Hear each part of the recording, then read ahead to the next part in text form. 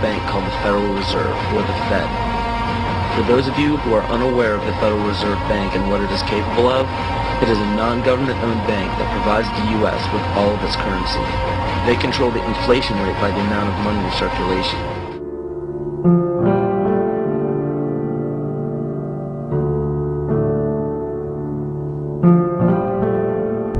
It's important to clearly understand the Federal Reserve is a private corporation. It is about as Federal Express. It makes its own policies and is under virtually no regulation by the U.S. government. It is a private bank that loans all the currency at interest to the government.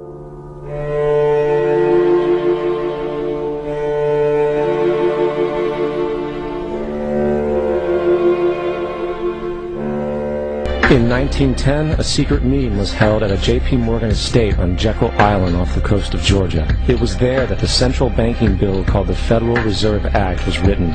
This legislation was written by bankers, not lawmakers. This meeting was so secretive, so concealed from government and public knowledge that the 10 or so figures who attended disguised their names when en route to the island. After this bill was constructed, it was then handed over to their political frontman, Senator Nelson Aldrich, to push through Congress.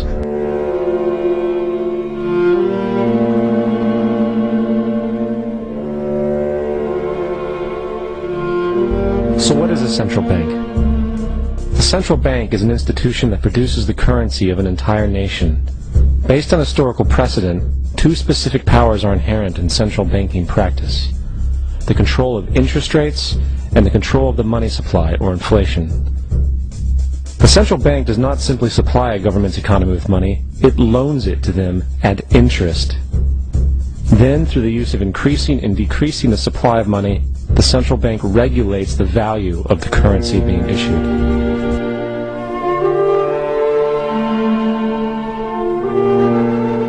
In 1913, the money power of the country was taken away from the people. By constitutional privilege, it belongs with the Congress, but it was given up in the Federal Reserve Act. The Federal Reserve is no more federal than Federal Express, but yet it has the power to determine the direction of use of money in our economy.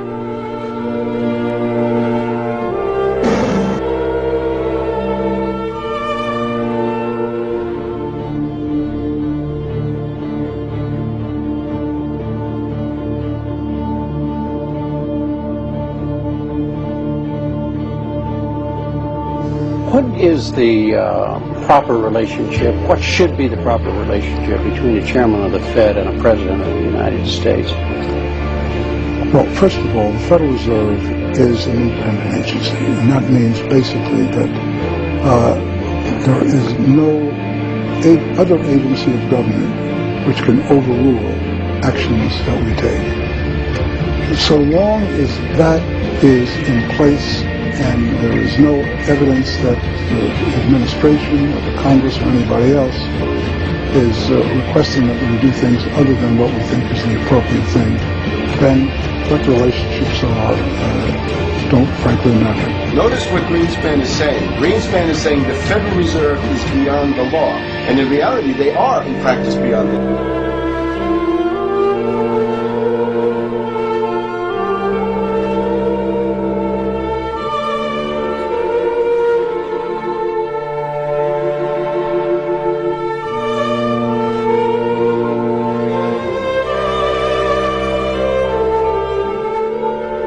Major leaders from around the world are part of a united effort to remain in power forever. To do so, paid by the people.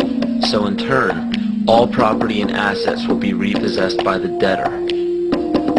Debt has really been used as an instrument in order for the IMF and the World Bank to get their policies implemented in many developing countries.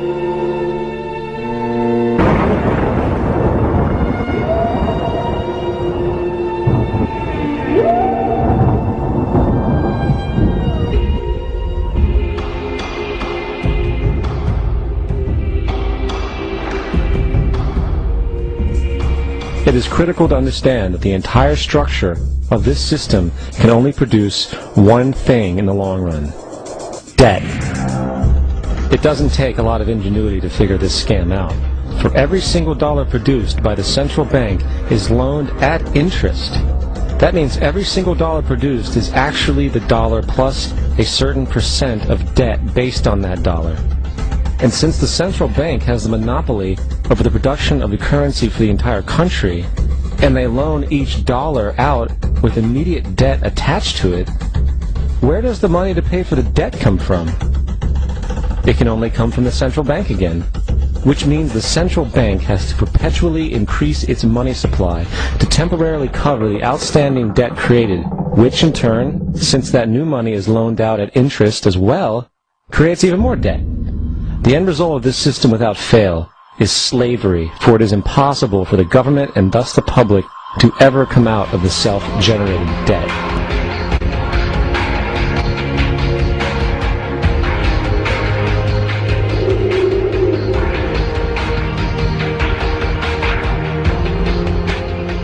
This aspect of the New World Order was announced at the G20 in April of 2009. There is a big thing that's going to happen in London at this G20, and they're hiding it, they're camouflaging it, they're not talking about it. Coordination of international regulation. What they are going to do is to put our Fed and our SEC under the control, in effect, of the IMF.